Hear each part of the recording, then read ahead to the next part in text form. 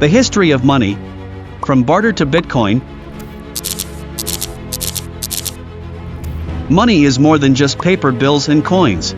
It is an idea that we have created to make transactions easier. Money is anything that is generally accepted as payment for goods and services and repayment of debts. Money has a long and varied history, and it is an important part of our society. It has evolved from a means of trading goods and services to a way to repay debts and finally, a way to store value. This video will explore the timeline of money, starting with early forms of bartering and trade and ending with modern-day cryptocurrencies. The first form of money was bartering, which is the exchange of goods and services for other goods and services. For example, one farmer may trade a chicken for a sack of wheat. This system was likely used because it was inconvenient to carry around large amounts of goods. With time, this system evolved into trade. When two groups of people wanted to trade goods, they would negotiate a trade agreement. This involved talking about the goods that each group had and what they were willing to trade for the other group's goods.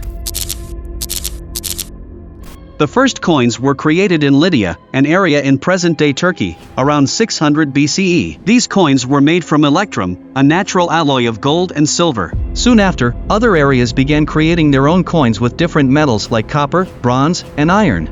The first country to use paper currency as legal tender was China in around 812 CE. By the 1200s, paper money was being used in Italy and England as well. The United States did not begin using paper currency until 1862. The use of paper currency spread to other countries. And the first paper banknotes in the United States were issued by the Massachusetts Bay Colony in 1690. The United States issued the first federal paper currency in 1861. These notes were redeemable for the precious metal they were representing. In time, these notes became legal tender, which is currency that must be accepted as payment for debts. Gold was officially made the standard of value in England in 1816.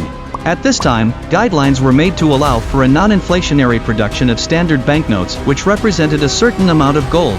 Banknotes had been used in England and Europe for several hundred years before this time, but their worth had never been tied directly to gold. The gold standard is when a country agrees to redeem paper money for a set amount of gold. In the United States, the Gold Standard Act was officially enacted in 1900, which helped lead to the establishment of a central bank.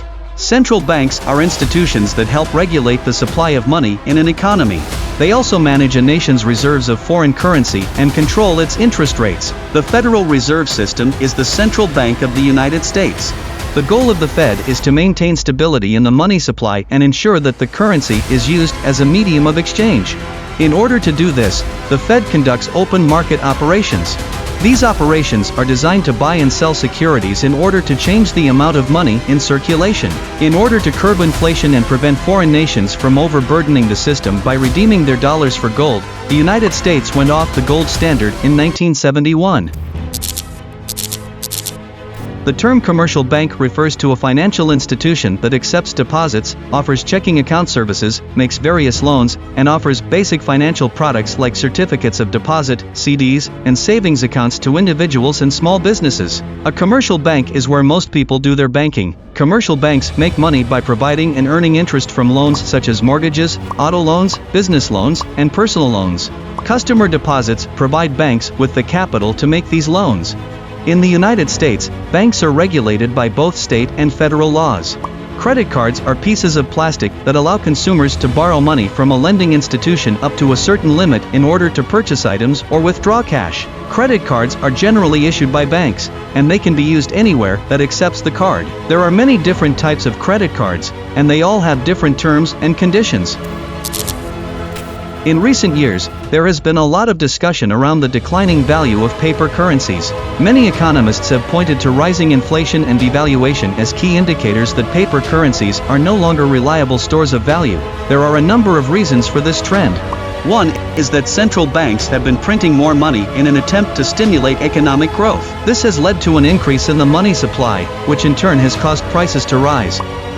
Another reason is that governments have been borrowing heavily in order to finance their spending programs. This has put pressure on the currency markets, as investors become more reluctant to hold on to paper currencies when they can buy government bonds instead. Whatever the reasons may be, it is clear that paper currencies are becoming less and less valuable every day. This poses a serious risk for economies around the world, as it could lead to runaway inflation and financial instability. Cryptocurrencies are digital assets designed to work as a medium of exchange that uses cryptography to secure its transactions and to control the creation of new units. Bitcoin, created in 2009, was the first decentralized cryptocurrency. Blockchain technology is the database technology that underlies cryptocurrencies like Bitcoin. It is a distributed database that records all cryptocurrency transactions chronologically in blocks, hence its name blockchain, and publicly verifies them so that they cannot be tampered with or altered retroactively without invalidating all subsequent. Proof of work is used widely in Bitcoin mining, for validating transactions and mining new tokens. Due to proof of work, Bitcoin and other cryptocurrency transactions can be processed peer-to-peer in a secure manner without the need for a trusted third party. The tremendously successful digital currency Bitcoin continues to grow in popularity. As of November 2022, around 85 million people had created unique Bitcoin wallets on blockchain.com, which makes purchasing Bitcoin possible. It's fascinating to look back at the long and complex history of money, and see how far we've come in such a short time. It's even more interesting to think about where we might be headed next. What do you think the future of money looks like? Will we all be using digital currencies? Or will something else entirely take its place? Only time will tell. Stay tuned for more interesting videos.